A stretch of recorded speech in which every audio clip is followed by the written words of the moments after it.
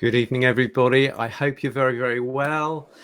Welcome to an incredibly beautiful sunny day. You're indoors. Well, maybe you're out of doors. I'll tell you a story. I, quarter of an hour ago, went to the garden thinking, I know I'm going to record out in the garden because it would be really lovely. And I had some nice plants behind me. We're going to talk about plants and things like that.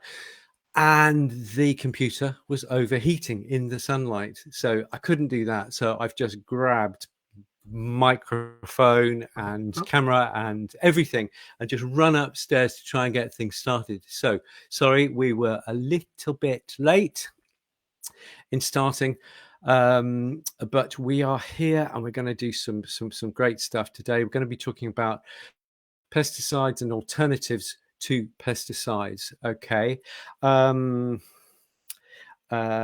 Hopefully you can hear me and everything is well. And I'll just ask Rosie if she can, if she can just give me the thumbs up when she sees that we're going through. So there you go. Take a breath. I hope you're well, and hope your animals well. Hope you are well. Hope you. This weather, it just makes everybody feel so much better and so much happier. It's wonderful to be here. I'm only going to take you for half an hour, and then you can get back out and get the dogs out while it's cool. So there you go. This is good. Thank you, Kerry. That's great to see that you're here. I'm going to therefore do the little shenanigans and then go over to my screen. Here we go. That's going to go there. And then I'm going to go like that. So I just need, I can't see you guys anymore. So I just need Rosie, if you can give me the thumbs up so that I know that you, everybody can see the screen and hear me. That would be great. Because I'm flying alone here, guys, on my own. Let me see. I'm just going to come back. Good evening to you. Zeb, please will you tell me whether you can see me when I go over to the screen? Whether you can see the screen and hear me. That would be great. Kerry, you're in the right place. Kerry says, it's a bit nerdy, but I'm so excited to hear about this. Okay, guys, I'm going to go over to there. And I'm just going to talk for a bit, and I'm going to say that I'm going to talk to you about the pitfalls of pharmaceutical flea and tick products, unveiling natural alternatives. Do you like the title? I do. You can see and hear me. Great. Zeb, you're a star. I owe you one. Okay. Without any further ado, I'm going to talk to you about these things. There's a lot of good stuff that we can discuss. So, I think most of you watching the show this evening are going to be fully aware that the overuse of pesticides in any form, whether it's on the fields, whether it's on our farm animals for human consumption, or on our cats and dogs or chickens or anything like this, will have a negative impact. It can have a negative impact on the environment. It can have a negative impact on the health of the cat, dog, chicken, cow, and it can have an effect on us. Yeah, they banned organophosphate pesticides in, I think, the 90s because so many farmers were getting ill because they were using these pesticides. So that's where we're going to go. It's a juicy topic, and I've just cherry picked a few key ideas to share with you. Okay. So the first thing to say is that you cannot underestimate flea and tick infestations. As regards fleas, the way to get on top of fleas is to not allow them to establish in the first place. If they are not too bad on the dog, cat, house, then you might get away with treating house and treating dog, cat. Okay, you might get away with using alternative methods, the herbal methods and what have you that we're going to be discussing. If your house becomes massively infested, you are probably going to have to revert to a pharmaceutical, I'm afraid. As regards ticks can carry some nasty viral diseases and can occasionally make dogs ill. So I think we need to do what we can to keep ticks off. Now, there are two types of dogs. It's mainly in dogs, but our cat gets ticks, and so we have to treat him as well. So let's say we'll just look at the two types of dogs. The two types of dogs are those dogs who attract ticks like mad, the tick magnets, and those dogs who don't attract ticks very much. It's a little bit like people. When you sit out of an evening in the summer, some people get bitten with midges a lot, and some people don't get bitten by midges very much. And this is because of your skin biome, your natural skin oils, pheromones and things like that. Okay, it's just the way it is. And the same with ticks. My mother-in-law she lives just across the way here, and she is a tick magnet. She will get a tick, every time she walks through the grass in the garden. I can be out in the garden and walking through the fields in bare legs, as I often do at the moment with the dogs. It's glorious through long grass, and I don't get one tick.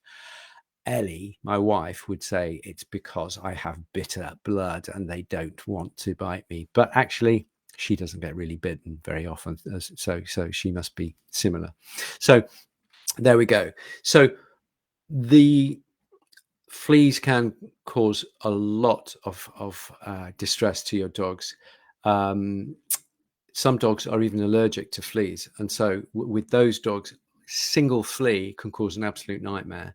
But with other dogs who are not allergic, they can have a few fleas and you won't even notice. Okay, so you need to keep an eye on these things. I think prevention's better than cure, and we're going to talk about how to prevent these and try and avoid or reduce our pharmaceutical consumption. Okay, that's the key. We're trying to avoid the pesticides if we possibly can.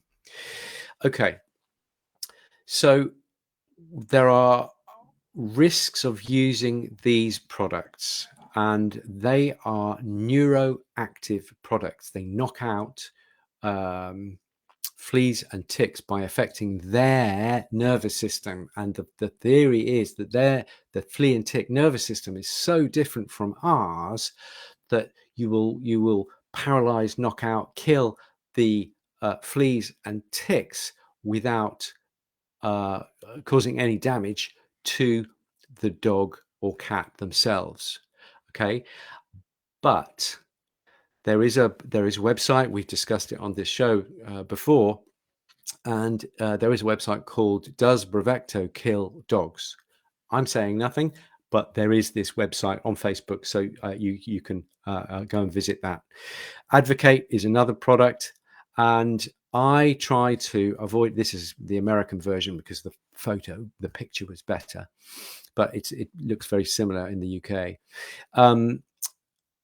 I try and avoid these things as much as possible, using herbs, using essential oils, and doing as much as I can to try and avoid the dogs getting the fleas or ticks in the first place. Okay, so beware the side effects. They do exist, and if you use these products on your dogs and there's the slightest change in behavior of the dog in the week following, even change in behavior or change in health. Yeah. Oh, look, he's a bit wobbly. You need to get the dog checked, cat checked, and B, you need to write a VMD, suspected adverse events report form. Okay, you just look it up, a suspected adverse reaction. Remember, it's a suspected adverse reaction. You don't need categoric thousands of pounds of lab tests. You just It's a form to register a suspicion. So please, please, please do that, because otherwise the Brevectos and the advocates of this world will turn around and go, we haven't discovered any adverse reactions, or we've had no reported adverse reactions. Okay, and that's because we are not reporting back to these companies. They need to know in order for them to be responsible. So be careful with these products. This is why we're having this conversation right now. Okay, they do what they say on the tin, but what else do they do? All these things are going to affect the Brevecto, for example, goes into the gut and will powerfully affect the gut microbiome. Advocate goes on the skin. Dog licks the skin. Cat licks the skin, and you will get a change in microbiome. And microbiome is everything to immunity, to gut health, to endocrine issues. So really, really important stuff here, guys. As I was saying, with these pesticides, there is an environmental impact. The story I always tell, and I've probably people who follow the show will know that I often say, back in the late 80s, I started driving. When did I start driving? When I was 17. So that would be about 83 or so. You would drive down the motorway and you'd have to clean your headlights with flies in the summer. Nowadays, you can drive all day long on motorways and you don't have to clean your headlights or windscreen of insects. That's a really, really simple and vivid example of how the insect populations are being decimated by our use of pesticides. So I try to buy organic where I possibly can, or even regenerative produce wherever I can, as you know, and I don't use any chemicals on my two. Mouse and Bluebell, zero chemicals. They've never had an antibiotic in their life. They have never had any pesticide treatment whatsoever. Okay, so it can be done. This year is a really terrible year for ticks, really terrible year for fleas, because it's kind of been wet and then hot and then wet and then hot. So it's a terrible year for pollen, seeing a lot of itchy dogs and cats, and it's a terrible year for having fleas and ticks. Okay, so you do what you did last year, but maybe double up this year, because it's such a ferocious year in the UK. We've got people tuning in from all over the world, and you're really welcome. But I'm just talking about the UK situation. So we need to look after the impact, the environment. Otherwise, we're going to have nothing to hand on to the next generation, which is potentially terrifying. Okay, here's a really simple graph. I'm going to take you through it, because what I'm trying to say is that the more you use these very strong pharmaceutical products for fleas and ticks, the more those fleas and ticks become resistant to it. It's been happening ever since the 1950s, as you can see on the graph. So let's go through the graph just now. So the red line there underneath is the number of compounds, number of pesticides that have been invented and introduced into use. And the blue line is the number of species of insects, including bees and what have you, who have developed resistance to the said pesticides. Okay, and you can see they both go in lockstep. So basically, the more you use the pesticides, the more you're provoking resistance to those pesticides. So so I think using pesticide to reduce the use of pesticides through regenerative and through collaborative farming where you're growing plants close together such that the insects on one will protect from pests and predators on the other. These kind of very clever biodynamic and regenerative techniques, they are effective in reducing the use of pesticides. Okay, so A, we've got to use less of them on the land, and B, we've got to definitely use less with our cats and dogs. So let's look at the natural stuff, okay? Because it's a much nicer conversation. So lots of alternatives to look at. For me, one of the baseline products that we use is this one. It's a lovely picture there, but this is it in the flesh. This is what we use for our dogs. It's by Verm-X, and thank you for Verm-X, obviously. Even if the show was not supported by Verm-X, I would still be using this product. It's one I think it's one of the most powerful. There are other herbal products. I think this is one of the most powerful. It smells great, even when you just have a little smell of it. Very few dogs don't like it.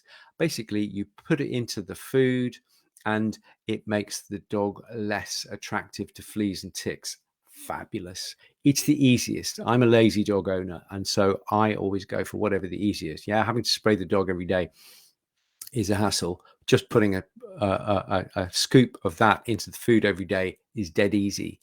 We use it during the flea and tick season, which nowadays can run from February up until kind of the first frost in October, November. I often will give our dogs a break during the winter, so that well, it's just good herbal practice. You don't want to use herbs for years and years and years and years and years. So we give a little break in between, and we find that that's really, really effective. Also, there's no fleas and ticks in the middle of winter, and therefore you don't need to use them. So there you go. Verm-X flea and tick is the easy way to get these things under control. Okay, so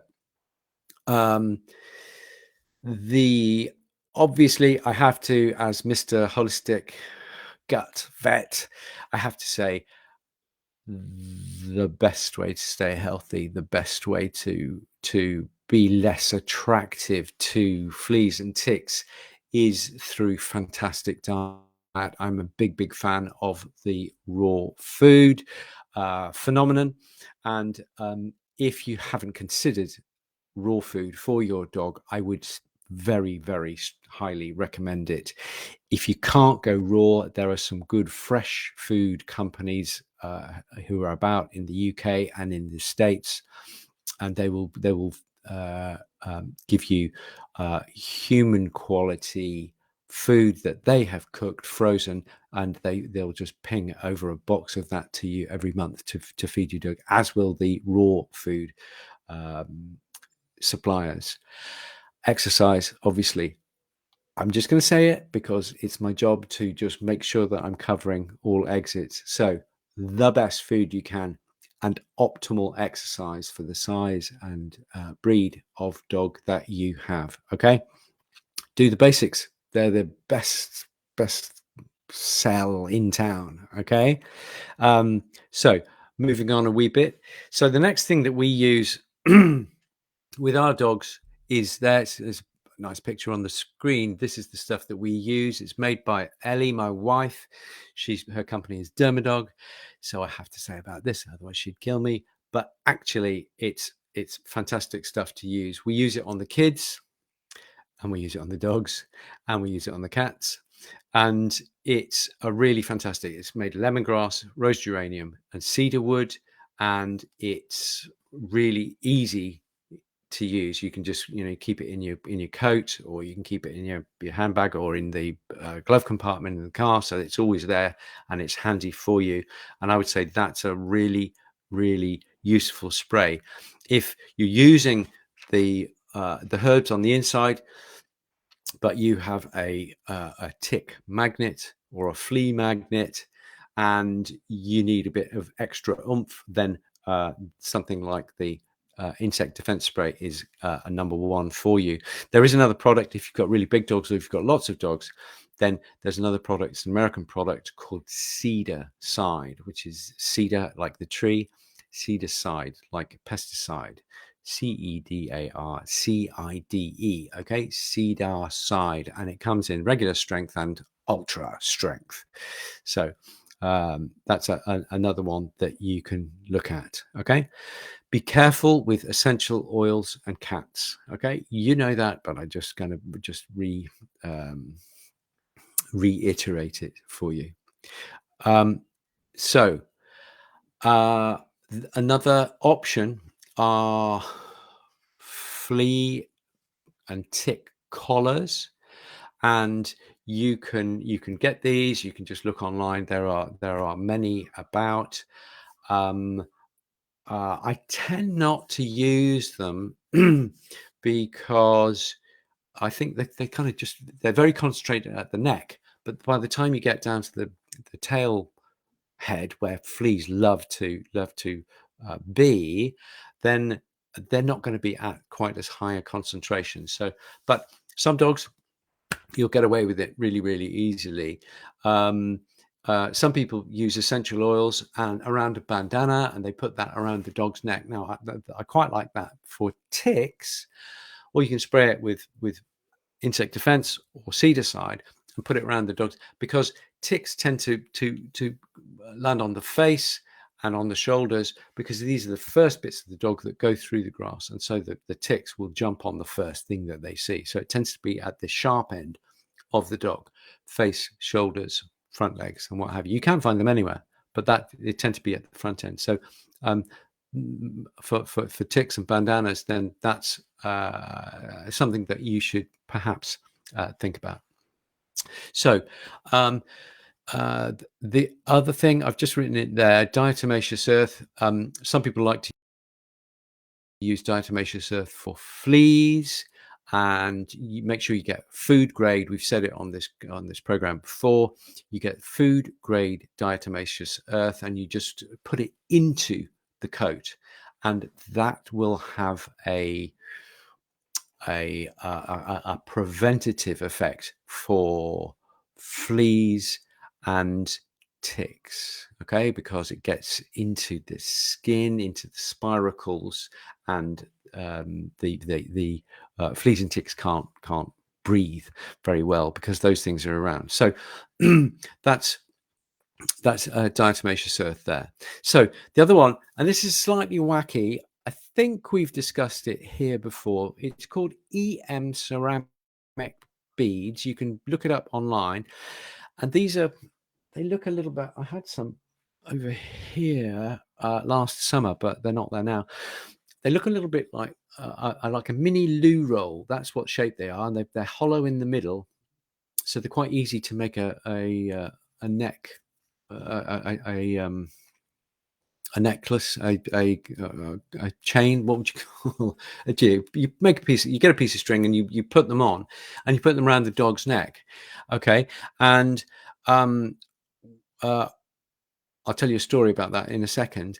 And they mysteriously seem to be very effective. I've got some clients down in the New Forest, and they told me about these things, and I didn't believe a word. And they said, no, our dogs were getting loads and loads of ticks, and we put these beads on, and now they don't get ticks. Okay, it really is as black and white as that. And so I looked into it, and I got some, and I actually made, here's the story, I actually made a necklace with a bit of shoelace for my mother-in-law. Okay, and to stop them all falling down to the bottom of the thing, so that they would be around her neck, all you do is you kind of you plait. I got 3 pieces of string, and then put the thing on, and then plait it, and then put it on, and thus they go all the way around. And I'd suggest that's a way that you can use these things.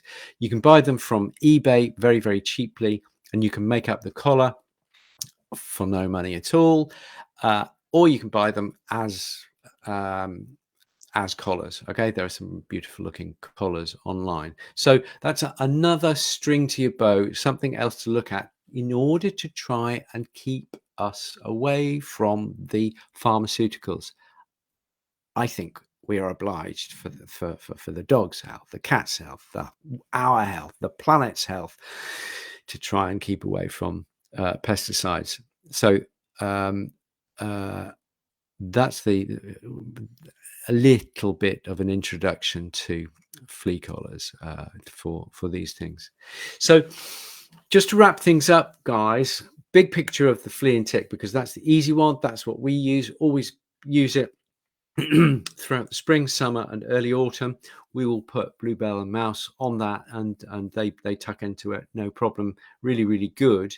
But just to say that not every remedy, not every product will work for every dog. So that's why I'm giving you a range of products, because you might find that by combining one or two products, you find a really, really good solution for your dog. And you might find, if you've got two dogs, that you need to actually approach them slightly differently.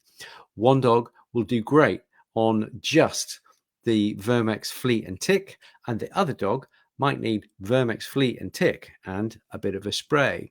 Okay, so it's all about treating the individual. Okay.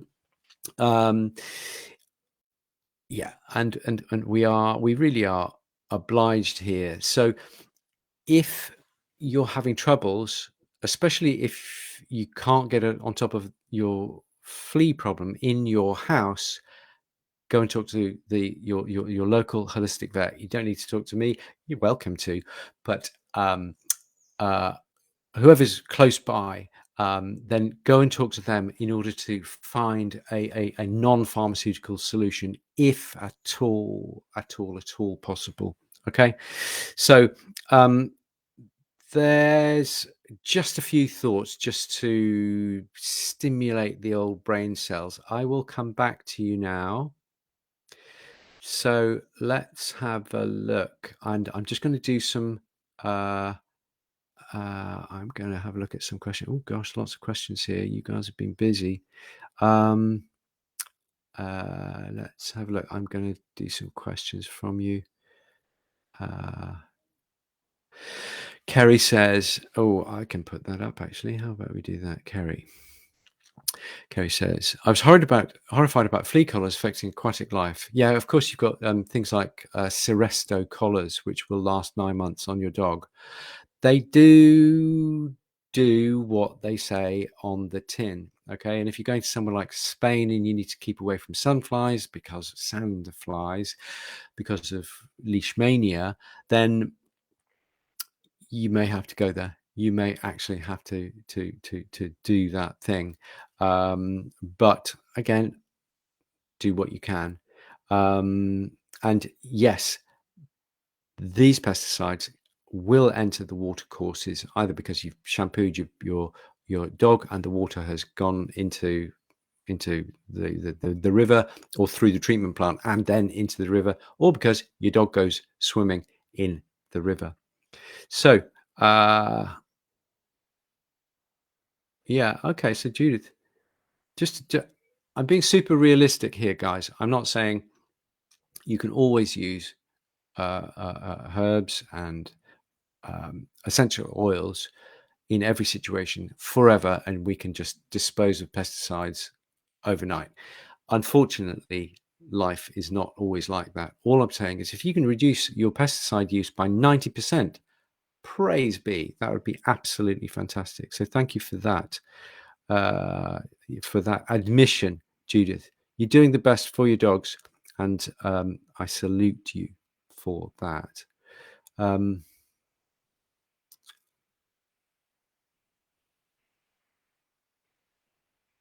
Judith.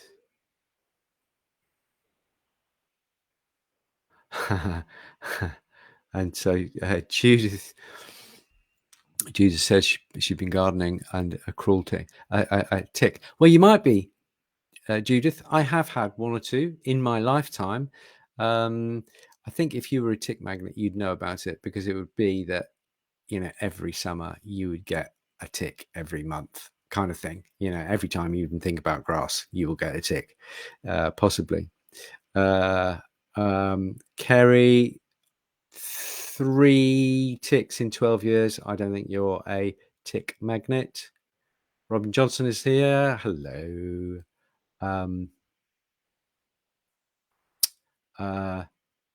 Jane, you say, what do I mean by double up?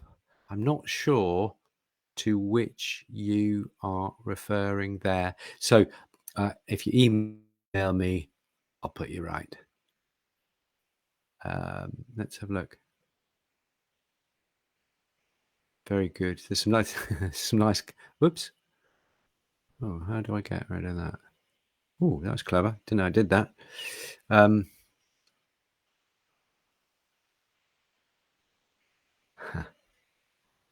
Okay.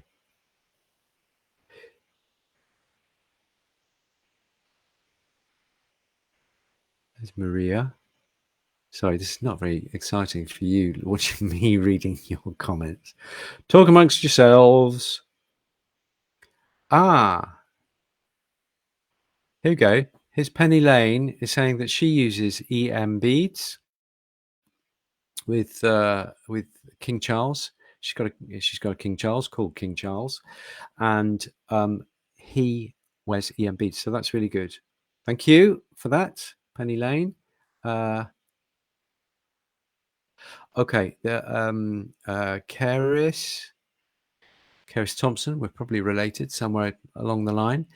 The beads are called EM, standing for electromagnetic. The thought is they have some kind of a charge. Okay, they're called EM beads. EM as in electromagnetic. They're not electromagnetic, but the thought is that they act through a charge. And you can get them on eBay.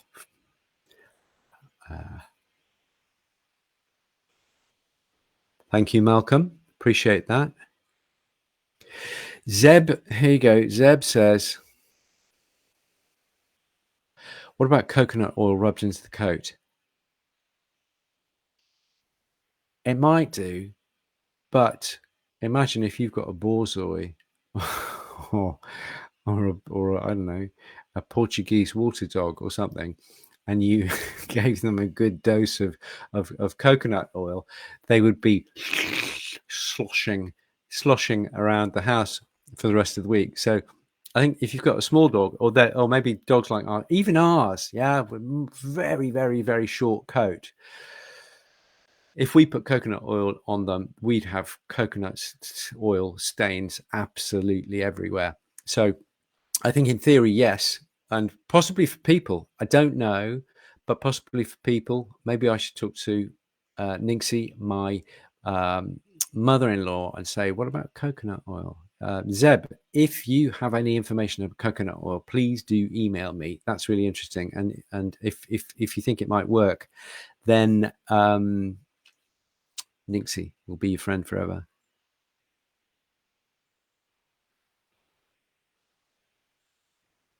Okay. Black cumin seed oil. Yes, you're absolutely right. Last one, Louisa. Black cumin seed is, yes, it is.